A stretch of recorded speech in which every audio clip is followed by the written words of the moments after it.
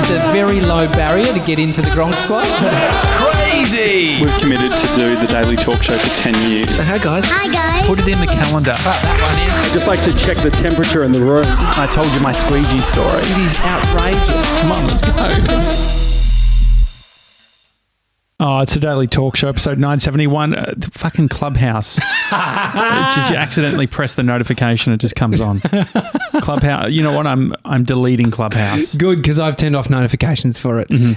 Happy Hump Day, everybody. Not only happy Hump Day, but also happy Big Cup Company Day. Please, if you are on YouTube, hit like on this video. We have the cups. They're 32 ounces. They're looking great. Yep. And you ruined the shot holding up your phone while holding that cup. Oh, sorry. So now hold it up. There we go. These are the big cups that you can get by registering your interest, bigcupcompany.com. Mm-hmm. We've already had a bunch and we've received the first shipment and we're going to be getting back to everybody who is put through their request. Mm-hmm. We're still ironing out the details. But This is great. There's a lot to be grateful for today. Mm-hmm. Well, do we mention the fact that we ordered 100 and only got 20? Look, be grateful that you got 20. Mm-hmm. Yesterday we were talking about gratitude. Not on the show. We went on a nice walk. We probably should. That was probably a great podcast. That whole walk. Yeah, maybe. Would have been a great podcast. Mm-hmm. And that's the fine line of like, when do we decide? Because you can come in, if you've decided to go hard on self-awareness in a conversation on a podcast, it can sometimes fall flat for a couple of blokes that probably, don't take notes or research heavily. Yeah. We're a work in progress. Are you referring to Margot's comment on YouTube? Let's read out Margot's comment. Okay. Hadn't planned to talk about Margot's comment, but I think probably today is a good day to talk about Margot's comment. I'm actually just going to make sure I'm pressing record. I think I am, but I'm just double checking. Yeah. Look, so we have a YouTube channel. If you're not subscribed, there's 14,000 people already subscribed. The Daily Talk Show. So youtube.com/The Daily Talk Show. I am padding because I'm getting to Margot's comment. This was from the episode that we talked about all the business decisions we've made, the hard business decisions. Yep. Including where Mr. 97's gone. And that wasn't Clubhouse. That was just playing through. That was YouTube pre-roll. Actually, I'm going to keep playing that so we can earn a bit more money. Is that how it works? I guess so, yeah. I think it knows if it's your account, though. Yeah, it's on to us. So, Margot, never heard from Margot ever on our YouTube channel. Yeah. One of the 14,000. Maybe she was a subscriber. He was a subscriber. Don't know. Margot has said, great to hear about the history and progression of your business and podcasts. Shame we only heard your version of one side of the difficult decisions story. A bit justification, probably. As Tommy said, and he quotes 27 minutes 50, if you'd like to go to it. I said, you tell yourself a story to serve your vision or goals, or even when something negative happens. Close quote. Why not just tell it like it is, whether it puts you in a bad light or not? Sorry, guys, you've lost me. I now switch off. Best wishes for your future. Margot's missed the point there. Yeah. I guess like it's when you get. If I think about, I spoke about it a week or so ago when very negative. I think this is part of it. Like there are comments like this that we'll see every few weeks or whatever. And if it gets you at the right time, it can throw your day. But missing the point, let me just explain. So me saying that in the moment of talking about the situation we had at hand is me acknowledging that this is our version. There's a story going on within this business between you and I because this is our reality at this moment. But even in that reality, there is yours and mine. We're mutually of an understanding of what's happening and how things are playing out and why and how they because it serves to be mutually on the same understanding of the story or what's happening. And so it's reflecting that yeah, so this is our version of events. And I think you can easily say when hard things happen, like letting Mr. 97 go and having to make him redundant, we could look at that and say it's positive. It's fucking hard and feels negative, but we can also say he's now got an opportunity to do X, Y, and Z. The business, this, X, Y, and Z. You can frame things. And I think my point there was when things go bad, a way to get out of them, which is not excusing any truth or what is happening, is to reframe them to serve your goals and serve where you're going and serve your every day. Because if you're waking up in your Margot and feeling like shit and then not choosing to optimize the day by, looking at what's going on in your life and thinking, maybe this is a sign. Maybe my sore body is a fucking sign to change it. Because I feel like that right now, Margot. That was me projecting in that moment. I think that you were just being genuine when you say that there's multiple versions of every story and you can have the exact same experience in a moment, but based on all your other thoughts, feelings and experiences, you come out with a different story or a slightly different version.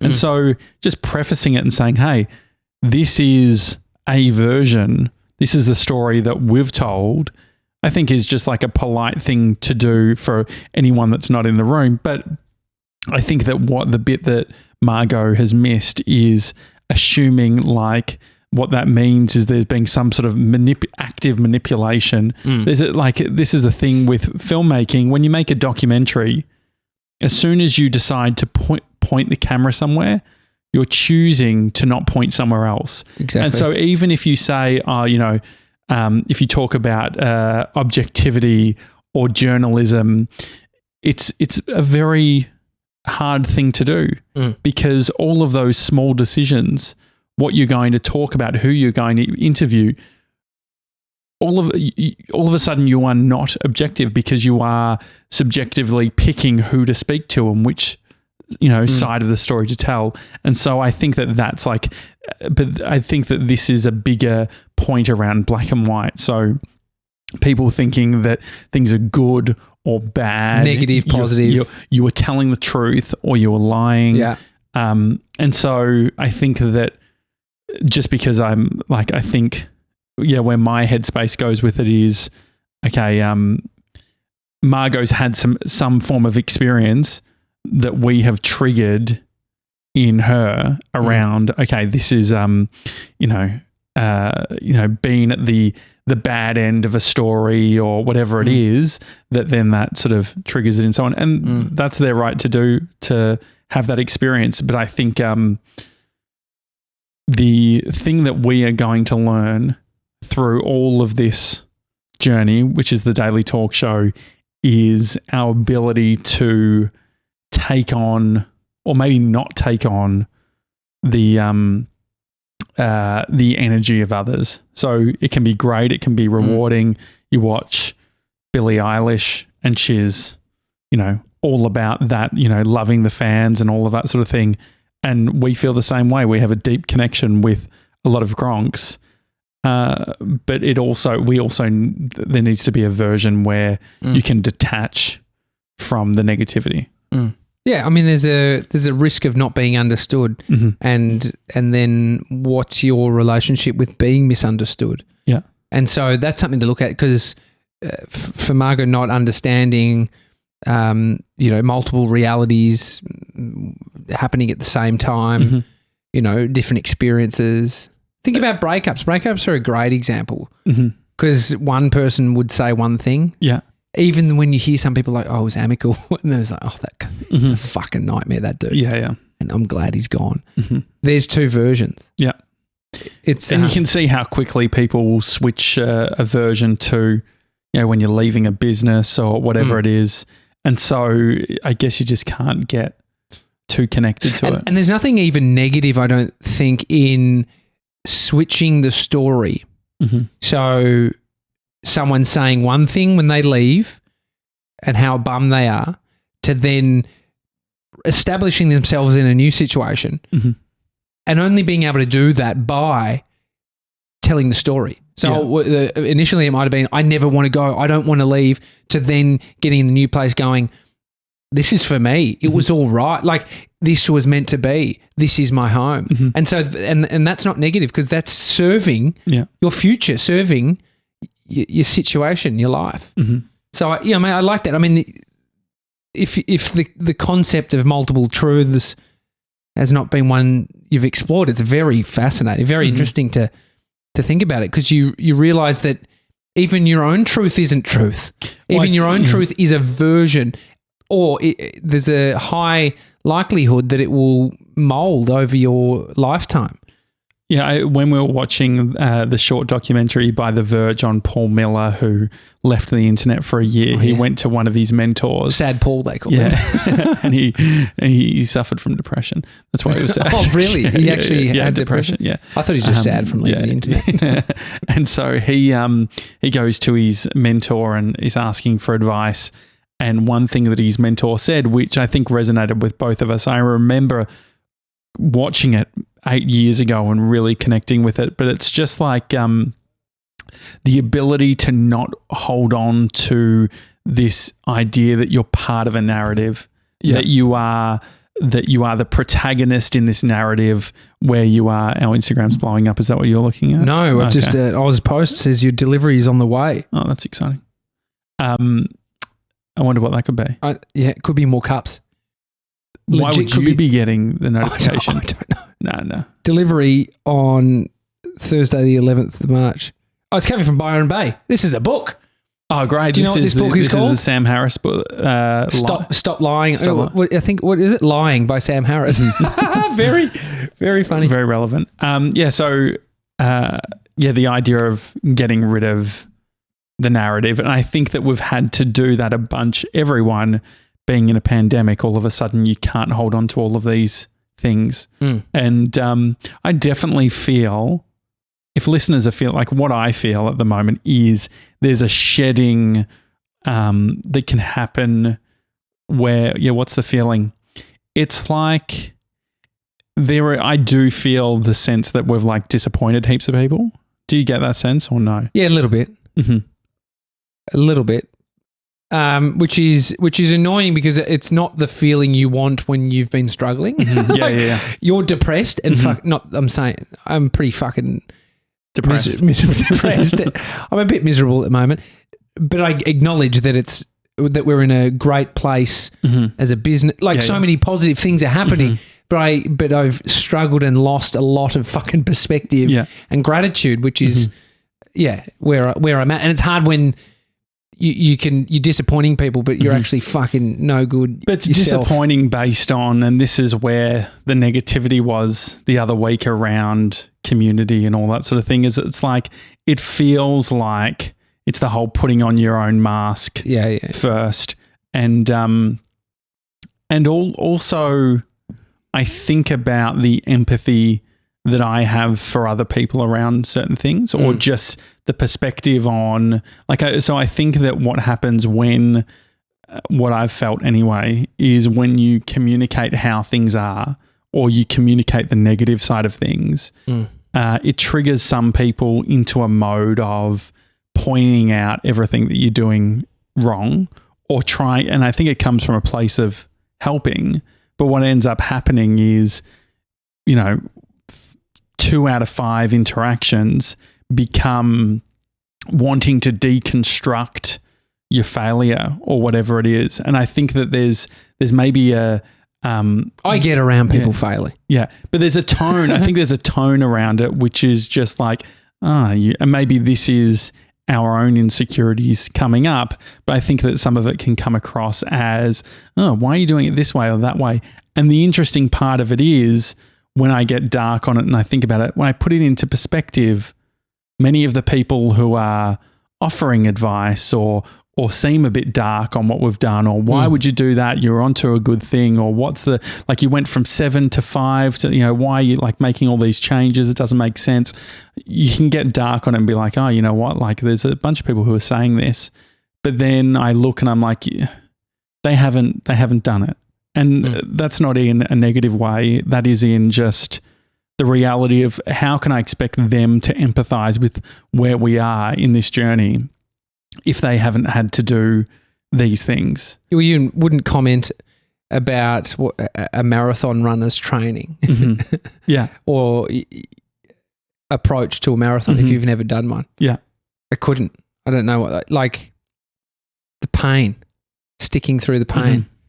Like there is a version of any endeavor that, there's a lot of pain that rears its head as a result of effort. Physical exercise is just the clear one because as soon as you start, moving, you can start feeling niggles and pains. But most things people are referencing aren't, personal experience to what someone else is doing. But even then, what someone else is doing is so specific to them. And so, like I saw Kerwin Ray, this motivational guy, or he's like, I think he's like a digital marketer that's sort of gone that Gary V approach. Literally copied Gary V's approach. It worked for him. His digital media strategy. He posted this morning, wake up at 4:30. It's life-changing or something like that. And I was like, fucking hell. It is life-changing or fuck your life. I've woke up at 4:30 for a job, dude. Didn't do it for me. Yeah. I felt horrible. And so shouldn't all bakers be billionaires based on all you have to do is get up at 4:30 and shouldn't everyone that works in breakfast radio be billionaires? Or happy at least. Or change your life. Yeah. And I get what he's saying. I get that there's something in sticking to something, there's something in having a routine. Like all of these things make sense. But there is a plethora of simple, very easy to give advice on the internet. So even we've been talking about love the process. You talked about that yesterday. It's like, I reckon I've probably reeled that off. You've reeled that off. But then there is the version of people who are successful from an external perspective, looking at someone's numbers or worth or influence, whatever, and they're not fucking happy at all. So they're hating the process. So where does it sit for you? Where is and what is the success metric? Because that's what all these things, like that comment of 4:30, what does that mean? We just outlined people doing things where it's not offering this world-changing experience, for life-changing experience from them.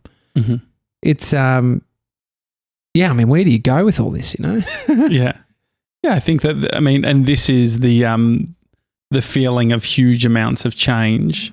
Everyone's sort of experiencing that. I think a lot of people would be experiencing, changing jobs or trying to get work after, losing their job with everything that's been happening. But, I think that the question around, so doing something for 10 years, I think that this process of doing the daily talk show is teaching us, this is consistency. So the thing is that I look back and I look at consistency over the last, 970 episodes. And for 99% of the time, it's easy. But then there's the 1% time where it seems like you would prefer to just not do it at all or just give up. And the weird part of it is, Bree said, why do you still do the pod? Are you liking it? Do you want to still do the podcast? And how negative are you on the other end? We're hearing Bree's question. Well, I think that's she sees the burnout, she sees the exhaustion. And it's funny, it's not even me being I fucking hate, I'm never saying I hate the fucking doing the podcast. I think it's everything around it. It's it is actually the story around it. If we actually just brought it back, distilled it to you and I talking, there's actually hardly any friction in that for us. The friction comes from perception and, growth and what does this look like? We know that, if we get more guests, you can get more people listening. all of these different things. And so what I guess people are experiencing now when you're listening is two people who are in part of the process where it is really painful and we don't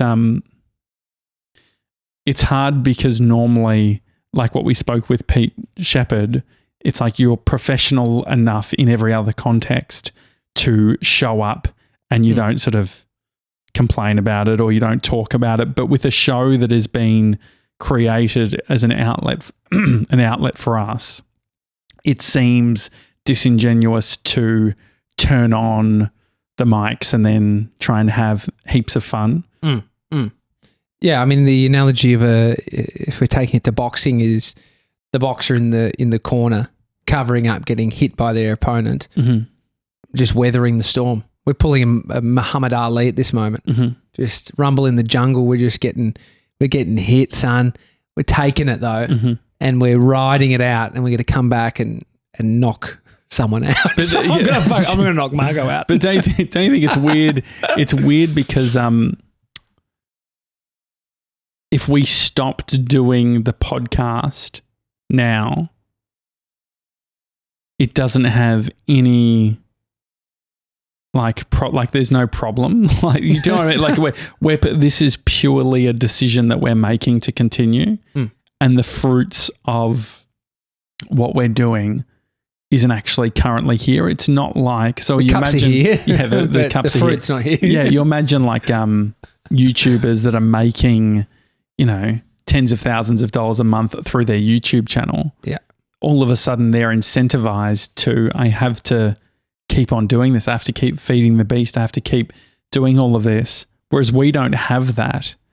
So yeah, I think it's a weird, I think that we thought that we would be further along at 3 years. Do you think there's many people that do things and actually say, fuck, I'm further than I thought I would be? Like, that's probably not the common thing. I think that it, like, you do hear the stories of, it happened so quickly. Like, it just felt, and so so if majority businesses don't survive past 3 years, there's like a high statistic of businesses not surviving that, let alone, beyond that. I think there's like a 3, 5, it's like crazy. Yeah. Which is disappointing if you're about to start a business. If you read that, it's like you actually are going to be an outlier in some respects. But then you look at the unicorn startups or, the profit from day one businesses. It's like that's out of control. Like, that's a unicorn in itself. And so, yeah, you get to write. That's where it's like, what advice is very worth it, I think, is like, be up for riding the storm, because there is going to be one in anything you do. Think about anyone doing something great that you love, as if there's not dark days for them. They're humans. Yeah. Yeah, I think like everyone experiences ruts. And so, yeah, I think just so everyone knows, I'm struggling to swallow. I had a cold sore, and you got me to. What did you get me to take? It's the home brand one, but it's like Famvia. Famvia, okay. They're just like, and so I've got quite big glands. Well, you're sick too. Yes, I wasn't going to say that. I don't want to scare anyone into thinking I've got COVID. Well, no one in Melbourne has COVID. Maybe I do. That's how dark it gets. If you had it, you're a unicorn. Yeah, son. no. Yeah, like that's I've finally gone viral. Who would have thought? Yeah, no. So I think that it's a weird scenario, because I feel like previously, when I've experienced what I'm feeling now, I go on annual leave, I go away, and it's like I do all of that, where it feels like, because we're just getting started, and when you have the responsibility with a team and all that sort of thing, and having a business, it's not as easy. It's like it's like, the plane is just climbing. It's not at altitude yet. I still need to be like, we need to get it to altitude so I can like take my seatbelt off and know that there's going to be no turbulence. Whereas if you're sort of fucking halfway going up and then you take off, like it's not just instilling any confidence in everyone. And everyone, I think the other thing too is it's like everyone has their own version of feeling a bit burnt out or, you know, and we're in March. Yeah. That's not a good last moment of that conversation. Like, we're in March. Was that a realization or? Yeah. No, I was going to like, say we're in Feb, you know, I was going to say we're at the start of Feb, but we're at the start of March. We did get some lovely emails though as well. Yes. In saying that and where people are dissecting your, whatever your situation is and the failures, if they may be there, like there was also people that came out and gave us beautiful emails, well written, much better than I could respond. Yeah. Lovely call from Trev Long. Yeah. Yeah. And so, sweet, very sweet. Yeah, I think that there is obviously a bunch of that. And the other thing too is the Scooter Derek said to me, he's like, I called him. He said, now I'm trying to work. I said, I'm driving in today. I'm driving. This is today? This was yesterday. Yeah. I said, I'm driving in today. And he's like, okay, good. He's like, I've been tracking whether you walk or drive and then what your mood is like on the show. that guy's got a lot of time. But I respect it. But I think that's awesome. I think the thing is that like there is, I definitely feel the ups and downs. I feel that like I think about the weekend for me and like, you know, going to the 12 Apostles and doing all that sort of thing. It was like maybe this is part of what we're feeling. It's like you get these crazy highs now because you haven't done something, and then it's just this crazy sort of oscillation that I'm feeling between going super high and excited to not feeling very good. Well, you started the week saying, we're on the Wednesday. We're halfway through the week. You said it's going to be a great week, like super positive off the back of a weekend, still high, flying high. Yeah, I mean, what's the, if there was some gratitude that needed to be thrown out there? Yeah, I think like we've come a long way, but also I think like the team. I think Jess, George, you, like I think we've got a great team. We are working on some great projects. We've got great clients. Like all of those things are really good.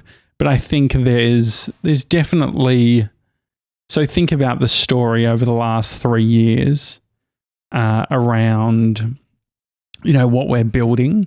And I think that there's definitely a version which is a reality check. You know, we're going for what's sustainable. Like it feels like we got to the cliff around like what we could do in like, let's just see how far, you know, like, you know, follow your dreams, do all that sort of thing. And I still think we are, but I think it has the same feeling as someone who's like doing a startup and they realize they have to go and live at their parents to make it work.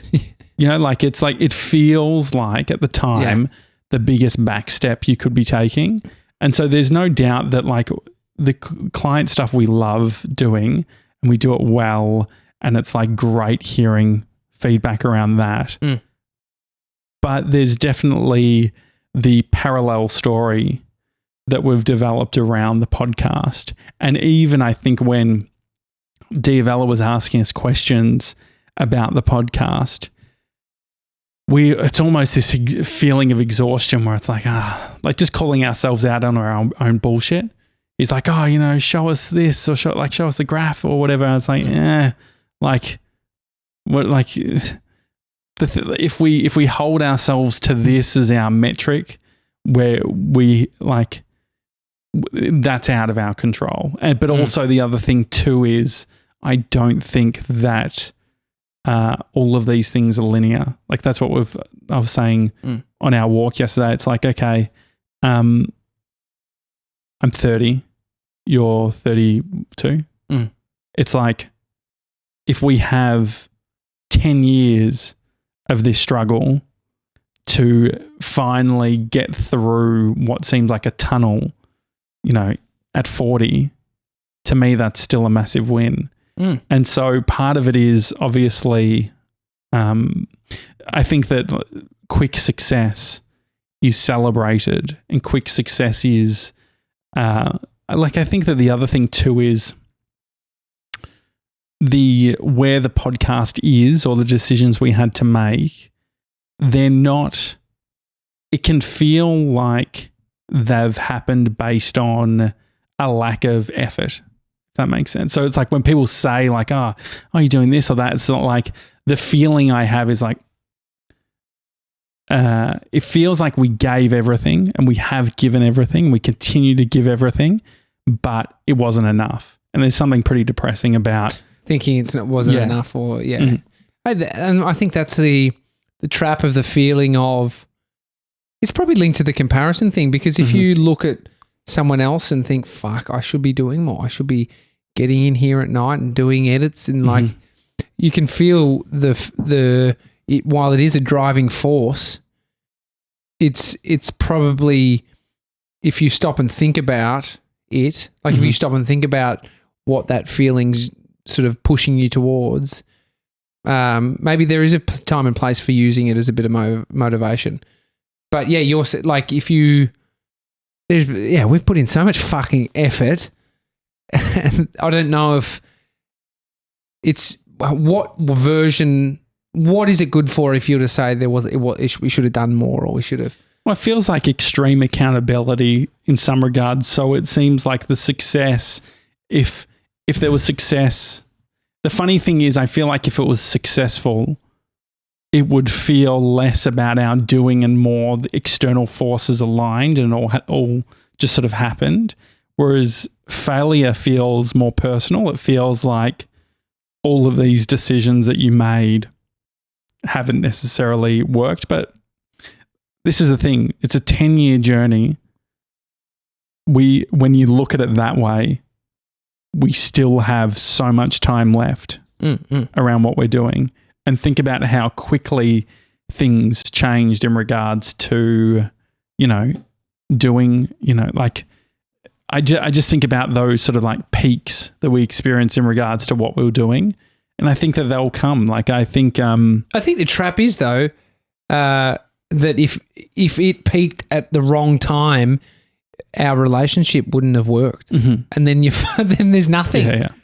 It's like the business partnership, this partnership. It's like, if the partnership sucks and the business works, do you want to be in the partnership? It's probably extremely painful. Yeah. And we are learning. I think that's the other thing too, is it's like, if we had been quote unquote successful at the start, we wouldn't have done the amount of development work that we have around our skills. So I think that we are better at business, better at all of these things, because it just didn't work. Like we didn't sort of magically fluke some sort of alignment in, regards to, product and market fit, and it's just sort of taken off like, I mean, it's just from the outside, maybe just thinking about myself, I think it would sting hard if you had a crack the first time, made something work, finished that up, started again. It just didn't. Like, you couldn't get the stick. Well, I was watching, I guess it's like the second album thing. I was watching one of the guys from Yes Theory. That's leaving YouTube.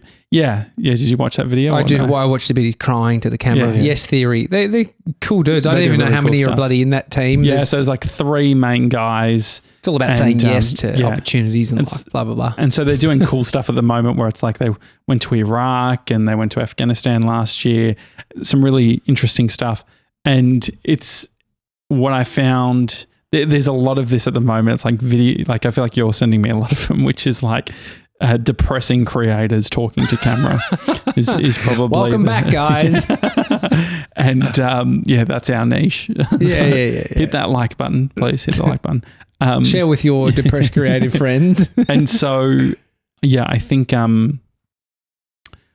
consuming that, here is someone who has built a massive YouTube channel and was getting all these crazy opportunities, but still said, there's a voice inside me that's saying there's more. Yeah. But there's more to it.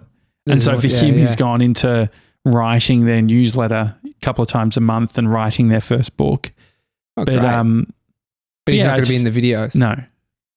Yeah, man. Interesting. Very interesting. So that's the whole thing. It's like the success doesn't necessarily mean that everything gets figured out. So the success doesn't mean that we're not going to get comments that trigger us. We'll get more of them. More. But I guess... More Margos, more Stellas. Yeah, I think that where we land, though, is that, if we can get right here, if we can get the formula right when we're feeling like this, then when, it doesn't matter what situation we'll be in, we'll be able to, get through it. hi@thedailytalkshow.com is the email address if you do have an email. We got a great, we've gotten some lovely podcast reviews, and we're not pushing to that because I shouldn't be, going on to the reviews because I feel like it's your heart races. Like, does what it? The fuck? Does it? Yeah. What are people saying? Sometimes mine does. But you're in there. You're deep in there. Yeah. A couple that I liked. So KRC says, long-time listener, first-time reviewer, don't want to be a Stella, so here I am with a 5-star review, have listened for ages, but never shown my appreciation. Such an easy listen. Thanks, team. Which is lovely. That is Ashley nice. said, okay, I'm finally leaving a review. Listening to you guys, Josh, raging on Stella, drove me to leave a positive review to counteract the negativity. Love the podcast. Love you guys, your honesty and your thought-provoking chats.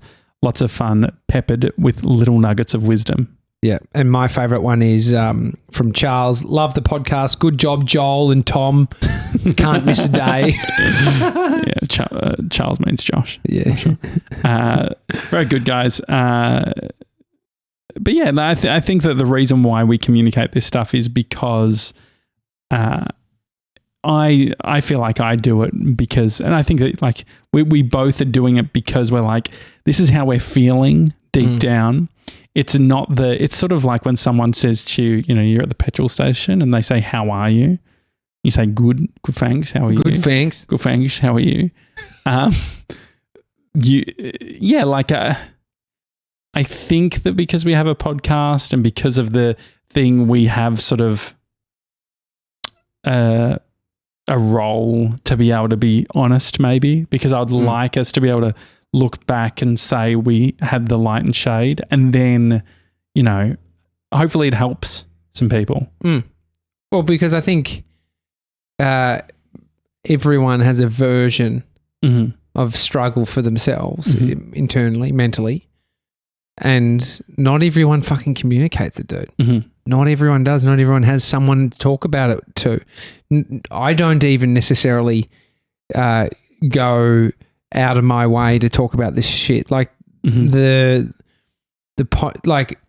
so then in that is that I struggle doing that. I struggle going to somebody and just blurting what I'm thinking and feeling.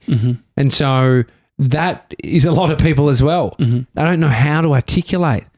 Not that they can't, not that they're not capable, but just that they don't, like I was saying about Amy, like I put little things out, like little bits of bait for her to try and prompt me because I want her to coach it out of me, which is not kind or clear because then I don't blame her at all for not picking up on the scent, but she can sniff it. She can sniff it. Yeah, and I think that the other thing too is if you're feeling this way, it can feel like you're just a burden as well, because it's not like, so if we, one thing that we talk about is the stories thing. We have our stories, we have our struggles. Other people have the same sort of thing. So the idea that we're the only guys experiencing issues, I don't feel that at all. I know, and so that's where I don't necessarily, it's funny when I get home, as even a guy who loves communicating, I'm like, I actually can't be bothered reliving the negativity in my mind Does that make sense? Yeah, It's like, oh yeah, let's talk about it. It's actually like painful for me to talk about it. Which, and there's two versions of this. One is you want to kind of not escape, but you want to. So for me, being with Amy and not thinking too much about the shit going on is cathartic. Yeah, like actually just being present. Yeah, because it you don't want pulls you your out of the moment. Problem right? solve like. Because, I feel like, say if you were to say to Amy, I'm feeling this, her natural response is like, okay, well, like, let's talk it through. Let's try and work it out. Like, what can we, and it's like, it at least feels from my perspective, like we've done a lot of thinking around it. And like, sometimes maybe the only thing you can do is just sit in it a little bit. This is the reality for a bit. Especially when things aren't crazy wrong and you're just feeling necessary, you're just feeling off. Yeah. And so it's a bit different if you are needing to strategize your way out of shit. Yeah. But anyway, lots to be grateful for, team. Name one thing. I've got nothing. No, I'm joking. Putting my head on Amy's tummy and being kicked in the head by our little baby girl. That's cute. That's beautiful. That was last week though. Yeah, I mean, even just last night, I felt it. Like I feel, just feeling the life, and grateful for my wife who is growing a fucking human. Yeah, I think like, dude. I mean, on my side, it's like just having someone to be able to go home to and to chill with is nice. Watch Billie Eilish. We'll watch the rest of it tonight. Cute.